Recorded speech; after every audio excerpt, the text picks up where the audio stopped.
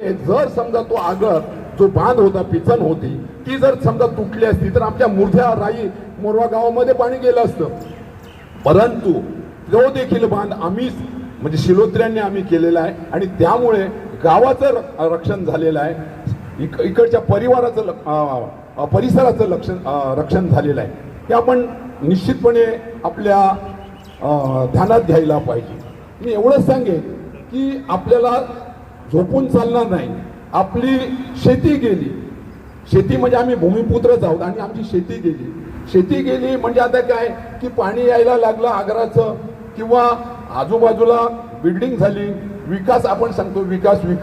जेव्हा विकास होतोय त्यावेळी तिकडच्या स्थानिक भूमिपुत्राचा भकास होता कामा नये, हे शासनाच्या अधिकाऱ्यांनी लक्षात घ्यायला पाहिजे. आणि त्याने जर ते लक्षात नाही घेतलं आणि निश्चितपणे की भूमिपुत्रांना जर उद्ध्वस्त करायचा प्रयत्न कराल तर तो तुमच्या महागात पडेल तुम्हाला. कारण इकडचा जर भूमिपुत्र किंवा इकडचा शिलोत्री पण वाघासारखी आपल्यावरती झडप घेईल आणि आपल्याला जे काय म्हणजे करायचे आहे की हा शिलोत्री करील, हा इकडचा भूमिपुत्र करील. कारण मी भूमिपुत्र यासाठी बोलतोय की आपले गावकरी आहेत, ठीक आहे,